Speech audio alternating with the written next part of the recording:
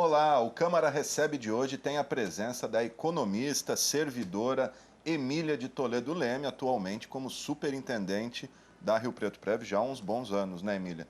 A Rio Preto Prev, para quem não sabe, é a previdência dos servidores municipais aqui de Rio Preto, responsável aí pela previdência, pela aposentadoria dos servidores. E a Emília veio falar um pouquinho da Rio Preto Prev e também de um evento que começou na segunda-feira agora, se estende por esta terça-feira, né, Emília? Muito obrigado pela presença. O que é esse evento que começou ontem, segunda-feira, e se estende aí por pelos próximos dias? Na verdade, a gente observou que existe uma demanda grande dos servidores, né, por conhecer melhor os seus direitos. Então, eu sempre que vim aqui no prédio, até por conta de ser também uma servidora, tem todos os meus colegas, Emília, me fala isso, eu tenho, como que eu faço para saber? Eu tenho isso aqui, se eu levar lá, você pode dar uma olhada para mim e tal. Então, aí a gente falou, bem, nós temos que trazer aproximar mais a Rio Preto Prev junto aos servidores, no sentido de que eles possam ter um conhecimento mais efetivo dessa questão previdenciária. E aí surgiu a ideia, né, eu conversei com a Secretaria de Administração, se havia algum óbice com relação a essa questão, da gente fazer um dia de atendimento no prédio aqui da Prefeitura, no auditório Ruambergo, onde os servidores poderão estar sendo agendados, receberão uma senha e durante 2 dias seguidos, né, nós estaremos com toda a nossa equipe de atendimento, fazendo atendimento ao servidor que quer ter informação sobre regras de aposentadoria, a sua situação, fazer simulação sobre a sua eventual aposentadoria e sobre todos os benefícios que a Rio Preto Prev concede, como se ficar afastado, uma licença saúde, enfim. São questões que muitas vezes ficam longe do dia a dia do servidor e são fundamentais para a sua tranquilidade, para que ele possa programar a sua vida previdenciária. Então, esse é o principal objetivo. Evidentemente, dependendo aí dos resultados, se a gente entender que foi algo que realmente atendeu essa necessidade, nós podemos estar estendendo isso para outras unidades, né, para facilitar o acesso dos servidores, porque muitas vezes eles tinham que agendar, muitas vezes perder, se afastar da sua unidade de trabalho, 2 horas, só para tirar uma dúvida. Então, a ideia é que ali no centro, né, aqui na prefeitura, a gente possa fazer isso com rapidez e atender o servidor. Correto. Bom, esse programa está indo ao ar hoje, terça-feira, 10 de novembro, e o atendimento começou desde ontem, segunda-feira, dia 9, né? Isso, 9 vai e hoje, 10. vai até que horas o atendimento? Vai até o final, o horário de expediente normal, né? Com possibilidade de prorrogar de prorrogar até se houver uma demanda muito grande e o agendamento, né, as senhas forem todas utilizadas, nós poderemos sim fazer para os próximos dias aí. É. Ô Emília, bom, vamos falar um pouquinho das contas da Rio Preto Prev. Eu estou aqui com o último relatório, cálculo atuarial, né? E olhando aqui os números friamente, é preocupante para o servidor. 2015 o resultado previdenciário já é negativo, segundo esse estudo, e a partir de 2040, se eu não me engano, entraria em colapso aí a Rio Preto Prev. Como é que está a situação hoje da Rio Preto Prev? A senhora me dizia que hoje, sexta-feira, né, o programa está sendo gravado sexta-feira, 6 de novembro, o prefeito já estaria passando escritura de alguns imóveis para Rio Preto Prev, nós tivemos alguns aportes. Qual é a situação hoje da Rio Preto Prev? Olha, eu te digo o seguinte, a primeira coisa a gente tem que separar o que é déficit atuarial e o que é déficit financeiro. Financeiro é o que nós já temos no patrimônio. Então, hoje a Rio Preto Prev não tem déficit financeiro. Então, mensalmente, o que nós recebemos com relação aos valores do pagamento da alíquota, que é a receita da Rio Preto Prev, que é o aporte dos servidores da prefeitura, 11% dos isso, servidores, mais 22% e mais a alíquota suplementar. Isso é suficiente para pagar as aposentadorias, as pensões, os afastamentos durante o mês. E ainda tem nos sobrado mensalmente um valor em torno de 600 mil que vai para o fundo.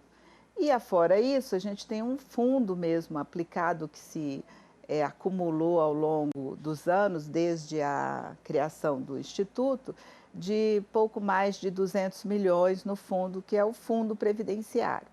Agora, o déficit atuarial esse fundo é suficiente para pagar todas as aposentadorias? Se todo mundo aposentasse hoje, não. Não é. Ele vai gradativamente, se não houver os aportes suplementares, ele vai gradativamente tendo que ser utilizado mensalmente quando do pagamento das aposentadorias, pensões. A vitória, que eu reputo como uma das principais conquistas nossas nesse momento, foi exatamente a lei complementar de 2003, que reconhece a existência do déficit atuarial, né? Ou seja, que ele ocorrerá ao longo dos anos, e faz com que o executivo faça um aporte suplementar, que é essa alíquota suplementar que o governo vem fazendo esse pagamento por meio de imóveis, né?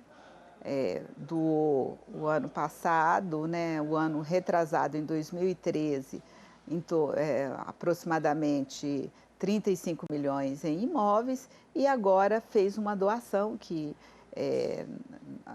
hoje, nesse dia 6, né, o prefeito está assinando a escritura de um outro terreno de pouco mais de 6 milhões. Que foi aprovado aqui recentemente. Foi aprovado recentemente. Por que imóveis? Quer dizer, porque é uma forma de você não onerar financeiramente o orçamento do município. Nós sabemos que o país inteiro está vivendo uma crise muito grave, onde tem uma demanda muito grande de serviços. Então, seria, né, economicamente difícil você aportar 6 milhões, 35 milhões, 40 milhões do orçamento em dinheiro para esse fundo, que, na verdade, esse fundo faz o quê? Aplica no mercado financeiro. 200 e poucos milhões que a gente tem em fundo está no mercado financeiro, em títulos públicos, sendo aplicados, né, para serem usados quando necessário. A própria lei de responsabilidade fiscal, ela autoriza o município a permite que essa transação seja feita. Quer dizer, a única possibilidade de se usar um bem de capital para pagamento de despesa de custeio, porque a Rio Preto Prev faz o quê com os seus recursos? Paga aposentadorias e pensões. A única possibilidade é a previdenciária. É a previdenciária.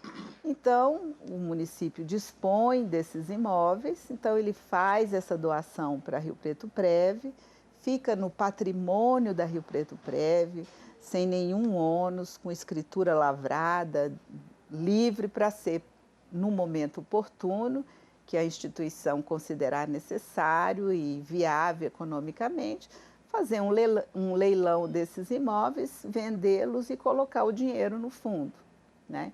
Então, essa forma de aporte, ela pode continuar sendo feita, né? Depende do executivo, né? O que ele entender mais viável no momento.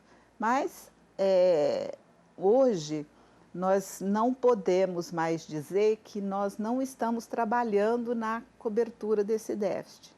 Então, existe essa obrigação legal do executivo atual e dos chefes de executivo no futuro de fazer o aporte no Instituto de Previdência. Tem até uma tabelinha escalonada aí. Escalonada que vai aumentando gradativamente. Em relação à folha de pagamento, aquelas porcentagens. Hoje parece que é 2%, é isso? Não, hoje nós já estamos em 6,5%. 6,5%, chega até É, 44%. isso. Que é um cálculo que foi feito baseado na estrutura de pessoal existente e quando esse déficit poderia, né, realmente, digamos, em que momento esse fundo previdenciário estaria zerado e aí precisaria do aporte financeiro do executivo. Eu acho que isso é importante porque o próprio Poder Executivo se organiza, se planeja para poder fazer gradativamente essas transferências. A gente sabe que tem institutos aí que não se pensou nessa questão e que hoje o Executivo está fazendo basicamente duas folhas de pagamento. Uma folha de pagamento do ativo e ter que transferir para o pagamento dos É inativos. até isso que eu ia te perguntar. Vamos dizer que haja aí o pior cenário, uma Rio Preto Prev acaba, extingue, perde, quebra. A prefeitura tem a obrigação legal de cumprir esse... Quer dizer, o servidor não precisa se preocupar porque sem aposentadoria ele não vai ficar nunca. Eu não diria que ele não tem, eu acho que nós temos que nos preocupar sempre, até porque a gente não quer que chegue numa situação limite dessa em que você vai prejudicar os outros serviços, toda a cidade, não é justo. Eu acho que o que a gente tem que fazer é isso, ficar alerta para que cada momento os prefeitos realmente façam o aporte suplementar. Até porque os servidores mais antigos sabem disso, quer dizer, quando foi criada a Rio Preto Prev, a prefeitura fazia as duas folhas de pagamento, pagava o ativo e pagava o inativo, né? Saía do Tesouro. Aí, por quê? Porque não tinha um fundo previdenciário para exigir a cobrança da contribuição previdenciária. A partir do momento que se criou o Instituto, foi para permitir que os servidores públicos também fizessem a contribuição para a sua aposentadoria. Eles não contribuíam. Não contribuiu. Então, quando criou a Rio Preto Prev, ela já vem com um passivo. Aí o executivo da época transferiu para a Rio Preto Prev o pagamento de pensões e aposentadorias de pessoas, inclusive, que nunca contribuíram. Bom, foi criado, acho que se não me engano, em 2001, né, a Rio Preto Prev, o primeiro ano da gestão Edinho Araújo. Foi correta a fórmula criada? Muita gente fala que deveria ter se criado do zero ali, o passivo para trás, a prefeitura continuaria arcando e os novos criariam um instituto para novos servidores. Pode ter havido uma falha ali naquele momento? É difícil a gente dizer, eu não gosto, assim, de dizer que errou, que foi errado isso, porque tem que se avaliar as condições da época, né? Eu acho que naquele momento era as condições que permitiram a criação. É evidente que se tivesse havido a possibilidade de se criar um instituto com uma carência para que ele pudesse pagar as aposentadorias, ou mesmo que o executivo continuasse pagando aquelas pensões e aposentadorias daqueles que já estavam aposentados, hoje o déficit seria muito menor, né? Mas, certamente, quem estava naquele momento, avaliando as condições da economia, orçamentária, certamente tudo isso foi feito. Foi a opção da época. Foi a opção da época. Agora, eu sempre vejo essas questões, esses problemas de longo prazo, como algo assim, a gente não pode nos omitir de começar a dar o enfrentamento para a questão, que eu acho que foi o que nós conseguimos agora. Foi importante dar esse enfrentamento. Certamente ninguém está fazendo, né, apresentando a melhor proposta, aquilo que vai solucionar tudo, mas a gente está permanentemente discutindo essa questão e fazendo as adequações, quer dizer, nos próximos 30 anos, 20 e pouco, certamente adequações poderão ser feitas, né? E melhorias, sempre no sentido de melhorar, né? Rapidamente, antes de a gente ir para o intervalo, hoje esse fundo da Rio Preto Prev está aplicado aonde? Em banco, em títulos? Várias aplicações? Em bancos existe uma regulamentação do Ministério que nos dá um certo limite para para fazer as aplicações em maioria títulos públicos, Banco do Brasil, Caixa, instituições. Então tem todo Pode ter aplicação de risco, investir em né? Petrobras. Toda aplicação tem um Tem um risco, risco. né? Tem um risco. Mas a questão das aplicações, ela é acompanhada por um conselho de investimento, né? Um comitê de investimento, que na verdade é um órgão que dá o assessoramento para o Conselho de Previdência, porque a política de investimento da Rio Preto Prev, ela não é uma decisão da superintendência, ela é uma decisão do conselho, Formado por servidores. por né? servidores, né, por servidores. Então, e o comitê funciona como um órgão de apoio, quer dizer, é quem está diariamente acompanhando as aplicações, sugerindo, e mensalmente nas reuniões do conselho, o comitê apresenta os resultados, apresenta as propostas de eventual mudança, tudo dentro de um parâmetro que é estabelecido pelo Ministério da Previdência, que nos obriga a ter um parâmetro bastante rígido com relação às possibilidades de investimento. Então, isso ajuda a minimizar esses eventuais riscos, mas dizer que não tem risco para quem aplica no mercado financeiro não é verdade. Tá certo, eu peço uma licencinha para a senhora, nós temos um rápido intervalo e já voltamos com a Emília aqui, a superintendente da Rio Preto Prev, falando um assunto de interesse do servidor. Já voltamos.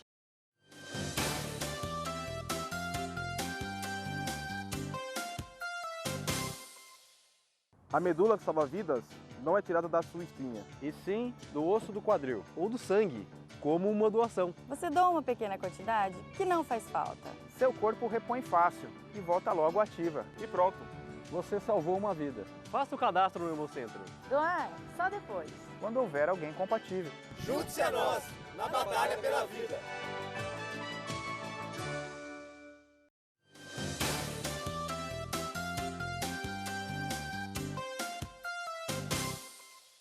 Estamos de volta com o Câmara Recebe, hoje com a presença da superintendente da Rio Preto Prev, Emília de Toledo Leme.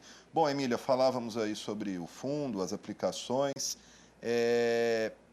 A senhora cogita, ou o conselho que administra Rio Preto Prev, mudanças nas fórmulas previdenciárias aí para tentar diminuir esse déficit? Eu cito, por exemplo, o próprio INSS, a Previdência Social, recentemente promoveu uma série de alterações em relação pensão por morte, afastamentos por doença, tornando aí mais rígido esses benefícios. Há estudos para isso na nossa Previdência Municipal? Sim, aliás, nós temos a obrigação de fazer as adequações na nossa legislação, né? Isso não foi feito anteriormente, porque estava vigorando medida provisória, então tem que esperar a promulgação da lei, se não vai haver nenhum outro tipo de veto em alguma questão, resolver definitivamente essa questão no âmbito federal e depois a gente fazer as adequações no âmbito local no Instituto. A gente, inclusive, já está recebendo essas orientações do Ministério da Previdência, que os RPPS, né, os Institutos de Previdência, devem se adequar à nova estrutura, às novas normas federais. Então, eu creio que isso deverá ser feito aqui também. Quer dizer, aliás, eu acho que isso precisa ser feito, porque é uma questão importante que reduz também aí, o déficit previdenciário, porque a gente não é incomum a gente receber, por exemplo, um servidor que às vezes solteiro, que faleceu, aí aparece uma pessoa que tinha algum tipo de relacionamento, dizendo que era dependente, quer dizer, essas questões que todas elas, evidentemente, acabam em demandas judiciais, mas se você tem uma legislação clara, uma regra clara com relação a isso, facilita e impede essas demandas longas que acabam sendo onerosas para o Instituto. Eu acho que nós, enquanto servidores, não queremos ver esse patrimônio que a gente, né, está construindo, está ajudando a construir, ser utilizado de forma indevida. Né? Então, acho que isso terá que ser discutido aqui, até porque a lei federal mudou. Como é que está a regra para afastamento por saúde hoje? Parece que está bem mais rígido os critérios. O pessoal anda reclamando. Reclamando bastante. Né? Mas o que eu sempre digo isso, que o benefício, né, ele existe para aquele que realmente necessita. Então, a gente faz questão de que as pessoas que precisam do benefício tenham acesso. Agora, para isso, a gente tem que ter um critério para conceder o benefício. Então, hoje, a Rio Preto Prev tem uma equipe multidisciplinar que faz um minucioso acompanhamento da situação para verificar a real necessidade do benefício. Tem uma equipe também de peritos, usando, né, com bastante critério, que é aquela pessoa que precisa do benefício, que realmente está doente, que ele não tem que se preocupar, porque ele terá o benefício, certamente. Né? Então, os espertalhões têm que se preocupar. Aqueles que querem usar de forma indevida, eu acho que nós temos que ter muita parcimônia nisso. Não podemos deixar o dinheiro dos servidores ser usado de forma indevida. Na gestão do superintendente anterior, o Dr. Gaber Lopes, ele deu até uma entrevista para mim na época, falou que havia muito abuso na concessão de auxílio doença. Inclusive, acho que na época ele promoveu um levantamento de todos os auxílios, cerca de 40% era por doença mental, psicológica, a pessoa diz que está estressada e pede afastamento. Como é que está essa questão hoje, esses afastamentos por doenças não... Como que fala? Doença não... doença mental, vamos dizer, estresse. Os famosos CDF, né? Que a gente fala. Bem, isso continua tendo um grande número de afastamento, né? Diminuiu, reduziu bastante, até porque, veja bem, o papel da equipe multidisciplinar, ela não é de dizer assim, não, você não está doente. As pessoas, às vezes, estão vivendo uma situação de conflito, né, de problemas fora até do seu ambiente de trabalho, mas que impacta no seu dia a dia. Então, as pessoas procuram ajudar esse servidor nesse sentido, conversando com a Secretaria de Administração, com o Recursos Humanos, para entender essas dificuldades. Às vezes é uma dificuldade pontual dentro do seu local de trabalho, que está criando um conflito entre o servidor e, de repente, precisa ser resolvido aquela questão internamente, porque o servidor, né, aí a sua necessidade de afastamento acaba sendo resolvido. Então, tem a questão da readaptação, da realocação. Então, isso as equipes procuram conversar, dialogar e entender essa necessidade. E outra coisa importante, às vezes o servidor chega com um pedido de afastamento por 60 dias, e aí o médico perito dá 30 dias ou mesmo, mas a equipe procura orientar no sentido da pessoa efetivamente ter o tratamento, porque você não pode, né, às vezes acontecer, estou doente, estou com depressão, mas não faz o tratamento. Fica deitado em casa e não vai curar nunca. Né? Não vai curar nunca, então a pessoa tem que falar, você está indo ao médico, você está fazendo o tratamento, quer dizer, no sentido de ajudar, porque do ponto de vista até dos resultados disso, eu acho que a atividade laboral ajuda muito as pessoas, né? Não é você fugir do trabalho, né?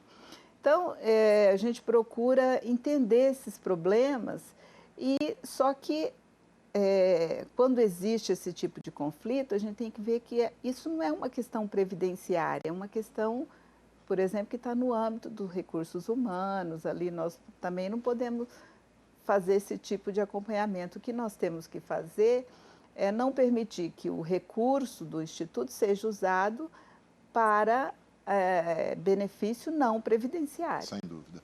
Bom, Emília, infelizmente nosso tempo é curto.